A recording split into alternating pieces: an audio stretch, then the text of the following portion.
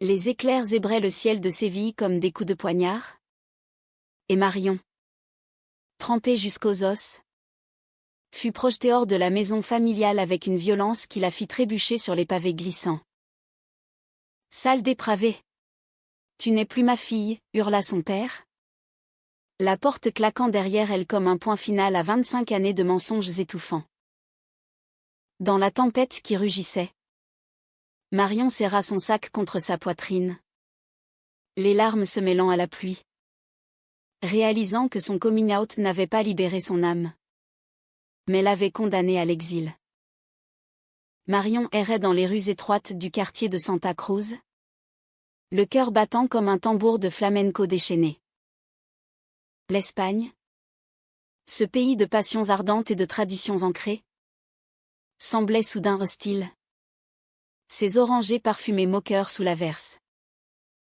Elle avait toujours su, au fond d'elle, que son attirance pour les femmes n'était pas un caprice, mais une vérité profonde, comme les racines d'un olivier séculaire.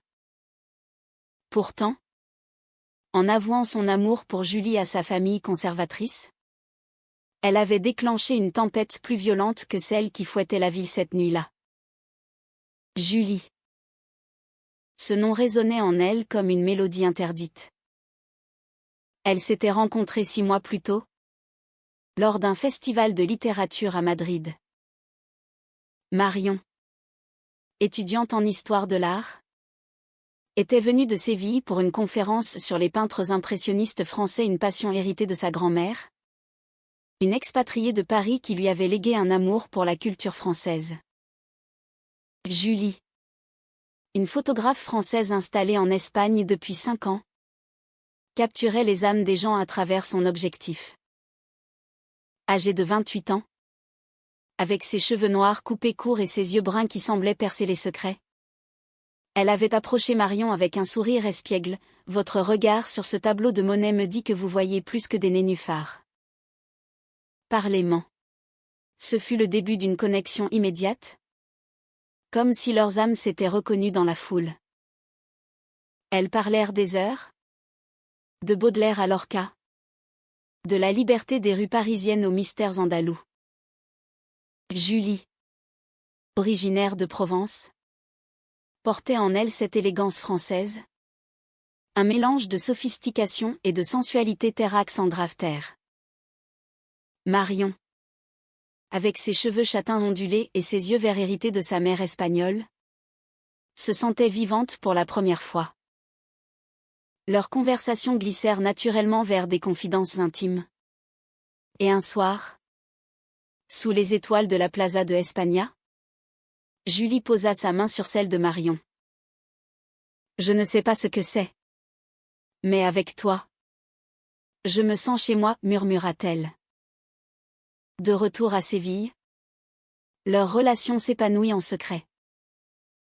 Des promenades le long du Guadalquivir, des baisers volés dans les alcôves des jardins de l'Alcazar, des nuits où elles se perdaient dans les bras l'une de l'autre, chuchotant des promesses en français et en espagnol. Julie apprenait à Marion des expressions poétiques, « Mon cœur bat la chamade pour toi. » Marion, en retour, lui montrait la ferveur espagnole, la passion qui bouillonne comme un vin de Rioja. Mais le secret pesait. Et Marion, rongée par la culpabilité, décida de tout avouer à sa famille. Ce fut une erreur fatale. Son père, un homme d'affaires rigide, imprégné des valeurs catholiques traditionnelles, explosa. Sa mère pleura, invoquant la Vierge Marie. Ses frères la regardèrent avec dégoût. « C'est contre nature. Tu nous déshonores. » Et voilà qu'elle se retrouvait dehors. Sans toi. Sans famille. Seulement avec l'amour de Julie comme bouée. Marion composa le numéro de Julie, les doigts tremblants. « Viens me chercher. S'il te plaît. Ils m'ont jeté dehors. » La voix de Julie, calme mais ferme, répondit « J'arrive. » Tiens bon. Ma chérie. 20 minutes plus tard, une voiture s'arrêta. Et Julie en sortit, l'enlaçant sous la pluie. On va s'en sortir. Ensemble. Elles roulèrent vers l'appartement de Julie. Un petit nid perché sur les toits de Triana, où les guitares flamencas résonnaient au loin. Les jours suivants furent un tourbillon d'émotions. Marion, encore sous le choc, oscillait entre rage et tristesse. Julie la soutenait, cuisinant des plats provençaux pour la réconforter, une ratatouille qui embaumait l'air de souvenirs d'enfance. Elle parlait tard dans la nuit, de l'homophobie latente en Espagne malgré les lois progressistes, de la beauté de l'amour qui transcende les normes. En France, on a le mariage pour tous depuis longtemps, mais le cœur humain reste le même partout, disait Julie. Marion, blottie contre elle, murmurait, avec toi, je me sens libre. Pourtant, l'ombre de la famille planait. Des appels incessants, des messages menaçants. Reviens, ou on te coupe les vivres. Marion, indépendante mais attachée à ses racines, luttait intérieurement. Julie, sentant sa vulnérabilité, proposa, allons à Paris pour un temps. Ma famille t'accueillera. Mais Marion hésitait, aimant trop l'Espagne pour l'abandonner si vite. Un soir, alors qu'elle dînait sur la terrasse, un coup à la porte les fit sursauter. C'était le frère aîné de Marion, Pablo, le visage dur. Papa veut te parler. C'est urgent. Marion, naïve, accepta de le suivre, pensant à une réconciliation. Julie, inquiète, insista pour venir, mais Pablo refusa. Affaire de famille. Ce fut le début du cauchemar.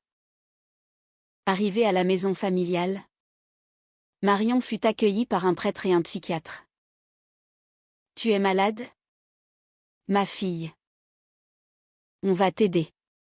Il parlait de thérapie de conversion, de guérison. Horrifiée, Marion tenta de fuir, mais les portes étaient verrouillées. Vous n'avez pas le droit, cria-t-elle.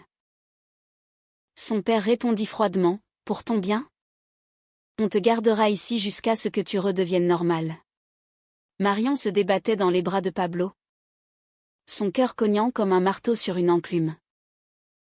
Lâchez-moi. Je ne suis pas folle, hurla-t-elle. Mais le psychiatre, un homme aux lunettes épaisses et au ton paternaliste, injecta un sédatif dans son bras. Le monde devint flou, et elle s'effondra, emportée dans un sommeil forcé, prisonnière dans la maison qu'il avait vue grandir. À son réveil, elle était dans sa chambre d'enfance. Les fenêtres grillagées, la porte fermée à clé. Sa mère entra, les yeux rougis, c'est pour ton âme. Marion. Dieu te pardonnera. Mais Marion, les larmes aux yeux, répliqua, Dieu m'a fait ainsi. C'est vous qui me torturez. Les jours suivants furent un enfer discret, fait de séances avec le prêtre qui récitait des prières, et le psychiatre qui disséquait ses déviances.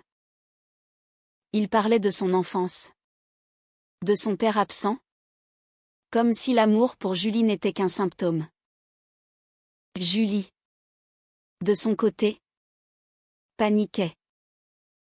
N'ayant pas de nouvelles, elle appela la police, mais sans preuve de séquestration. Ils haussèrent les épaules, affaire familiale. Déterminée, elle contacta des associations LGBT en Espagne, comme la FELGTB, qui lui conseillèrent de rassembler des preuves. Julie, avec son esprit français pragmatique, Fouilla les réseaux sociaux. Contacta des amis de Marion. Elle découvrit que la famille avait répandu des rumeurs. Marion est en dépression. On la soigne. La trahison vint de l'intérieur. Une cousine de Marion, Elena, qu'elle croyait alliée, avait informé la famille de leur relation. Je l'ai fait pour ton bien, avoua-t-elle plus tard. Cette révélation brisa Marion un peu plus, mais alluma une flamme de résistance. Dans sa chambre, elle griffonnait des notes, des poèmes inspirés de Rimbaud que Julie lui avait lus, Je est un autre. Elle se rappelait leur nuit d'amour, la peau de Julie contre la sienne, douce comme la soie d'un foulard Hermès, leurs rires étouffés sous les draps. Julie, ne tenant plus, organisa un plan. Avec l'aide d'un avocat spécialisé en droit LGBT, elle prépara une plainte pour séquestration. Mais le temps pressait. Une nuit, elle escalada le mur du jardin familial, guidée par un plan que Marion lui avait décrit autrefois. Cachée dans les buissons, elle tapa un code morse sur la fenêtre avec une pierre, un signal qu'elles avaient inventé en riant. Marion, éveillée, répondit par des clignotements de lampe. Je viens te chercher, murmura Julie à travers les barreaux. Demain, à l'aube. Marion, le cœur gonflé d'espoir, acquiesça. Cette nuit-là, elles échangèrent des regards chargés d'amour. Un pont invisible traversant les obstacles. Le lendemain, Julie alerta la police avec des preuves, des messages effacés récupérés, des témoignages d'amis. Les autorités débarquèrent, forçant la famille à ouvrir. Marion fut libérée, chancelante mais déterminée. Dans les bras de Julie, elle pleura, je t'aime plus que tout. Elles fuirent vers l'appartement de Triana, où Julie soigna ses blessures émotionnelles avec tendresse. Mais la paix fut de courte durée. La famille, furieuse, porta plainte pour enlèvement moral. Pablo, manipulé par le père, témoigna contre Marion, inventant des mensonges sur sa folie.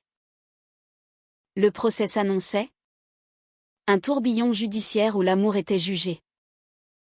Julie, forte, engagea un avocat français pour plaider les droits humains. En Europe, l'amour n'est pas un crime, affirma-t-elle. Pendant cette période, leur relation s'approfondit. Elle voyageait en Andalousie, visitant Grenade et l'Alhambra, où les arabesques murmuraient des secrets d'amour anciens. Julie photographiait Marion sous les arches mauresques, capturant sa résilience. Tu es mon muse, disait-elle. Marion, en retour, écrivait des lettres d'amour en français approximatif, mélangeant passion espagnole et romantisme gaulois. Pourtant, des doutes surgissaient. Marion, hantée par la trahison familiale, se demandait si elle méritait cet amour. Et si je te fais du mal? Julie, avec sa sagesse provençale, répondait, l'amour n'est pas sans risque. Mais sans lui, la vie est vide. Elles affrontaient les tempêtes intérieures, se soutenant mutuellement, comme deux arbres entrelacés face au vent. Le haut trao arriva lors du procès. Devant le juge, le père de Marion tonna, elle est perdue. Nous voulions la sauver. Marion, tremblante, prit la parole, sauver de quoi? D'aimer. Julie est ma vie. Julie, à ses côtés, ajouta, notre amour est pur. Comme les poèmes de Verlaine. Le témoignage d'experts en psychologie démolit les arguments de thérapie. Et la cour, influencée par les lois espagnoles progressistes, rejeta la plainte. Libre, mais blessée, elles décidèrent de partir pour Paris. Là, chez la famille de Julie, Marion trouva un accueil chaleureux. La mère de Julie, une artiste, l'embrassa. « Bienvenue, ma fille. » Elle flânait sur la Seine, visitant le Louvre, où Marion revivait ses passions. Leur amour, forgé dans l'adversité, brillait plus fort. Pourtant, la sérénité parisienne n'effaça pas les cicatrices. Marion, dans les rues haussmanniennes, revivait les nuits de Séville, les cris de son père résonnant comme des échos. Julie, sentant sa mélancolie, organisait des surprises, un pique-nique au jardin des Tuileries, avec du fromage et du vin, où elle riait comme des adolescentes. « Regarde, Paris t'adopte, » disait Julie, pointant la tour Eiffel scintillante. Mais un appel inattendu brisa l'harmonie. C'était la mère de Marion. La voix brisée, « Ton père est malade. Un cancer. Il veut te voir. » Marion, déchirée, hésita. Julie, compréhensive, l'encouragea. « Va. Le pardon est humain. » Elles retournèrent en Espagne, le cœur lourd. À l'hôpital de Séville, Marion trouva son père amaigri, branché à des machines. « Pardon, ma fille, » murmura-t-il, les yeux humides. « J'avais peur. » De l'inconnu. Marion, les larmes coulant, prit sa main. « Je t'aime, papa. Mais je suis qui je suis. » Ils parlèrent des heures, de souvenirs d'enfance, de la grand-mère française qui avait fui la guerre pour l'Espagne. Le père avoua ses regrets. « J'aurais dû écouter ton cœur. » Cette réconciliation inattendue apporta une paix fragile. Julie, attendant dehors, embrassa Marion à sa sortie. « Tu es forte. » Mais Pablo, encore amer, tenta une dernière trahison. Il contacta la presse locale, répandant des détails intimes pour protéger la famille. Un article scandaleux parut, « Fille rebelle contre traditions espagnoles. » Le scandale enflamma les réseaux. Des soutiens LGBT affluèrent, mais aussi des haineux. Marion et Julie, traquées, durent se cacher. Julie, protectrice, proposa, « Partons en Provence. Chez moi. » Là, dans les champs de lavande, elles trouvèrent refuge. La maison de Julie, une bastide ancienne, devint leur sanctuaire. Elles cultivaient un jardin, symbolisant leur amour grandissant. Pourtant, la trahison de Pablo creusa un fossé. Marion, blessée, confronta son frère. « Pourquoi me haïr ? » Pablo, confessant, « J'avais peur de perdre l'héritage familial. » Cette révélation mena à une confrontation émotive, où les larmes lavèrent les rancœurs. Pablo, finalement, s'excusa. « Je t'aime, sœur. Accepte qui tu es. » Leur relation évolua vers une maturité profonde. Julie, inspirée, organisa une exposition photo, « Amours andalous », capturant des couples LGBT en Espagne. Marion y contribua avec des textes poétiques, mélangeant Verlaine et Garcia Lorca. L'exposition, un succès, attira des médias français et espagnols, transformant leur histoire en symbole d'espoir. Dans les moments intimes, Leur passion flamboyait. Sous les étoiles provençales, elles s'aimaient avec une tendresse infinie. Leurs corps entrelacés comme des vignes. Tu es mon éternité, chuchotait Marion. Julie répondait, et toi? Ma muse immortelle. Mais un twist final surgit. Julie reçut une offre professionnelle à New York. C'est une chance. Mais sans toi. Marion. Grandie par les épreuves? Répondit, allons-y ensemble. L'amour voyage. Elles préparèrent leur départ, emportant les leçons d'Espagne et de France. Avant de partir, elles retournèrent à Séville pour une dernière visite. Sur la plaza de España, où tout avait commencé, elles s'embrassèrent publiquement, défiant les regards. Nous avons vaincu la tempête, dit Marion. À New York, leur vie prit un tour cosmopolite. Julie, photographe acclamée, captura l'effervescence de Manhattan, tandis que Marion, enseignant l'histoire de l'art, inspira des étudiants avec des récits de résilience. Leur appartement à Brooklyn, rempli de livres français et d'art espagnol, était un havre de paix. Pourtant, les échos du passé persistaient. Marion recevait des lettres de sa mère, pleines de regrets et d'amour. Son père, guéri, envoya une photo de famille, ton siège est vide, mais ton cœur est ici. Pablo, changé, devint un allié, participant à des marches LGBT à Madrid. Leur amour, forgé dans le feu, devint un exemple. Elles écrivirent un livre ensemble, Tempête d'amour. Un mélange de mémoire et de poésie, traduit en plusieurs langues. Lors d'une lecture à Paris, Julie proposa à Marion, épouse-moi. Sous les lois françaises. Marion, émue, accepta, oui. Pour l'éternité.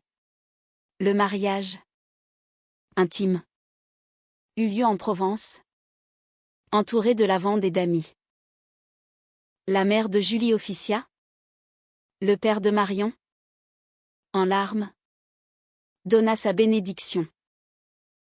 Je suis fière de toi. Pablo, témoin. C'est là la réconciliation. Des années plus tard, adoptant une fille, elles inculquèrent des valeurs d'ouverture. Leur histoire, personnellement humaine, inspira des générations, prouvant que l'amour triomphe des tempêtes, avec empathie et pardon. Dans la quiétude d'une vie partagée, Marion et Julie savaient que leur chemin, semé de trahison et de passion, avait mené à une fin lumineuse, où l'humanité l'emportait sur la haine.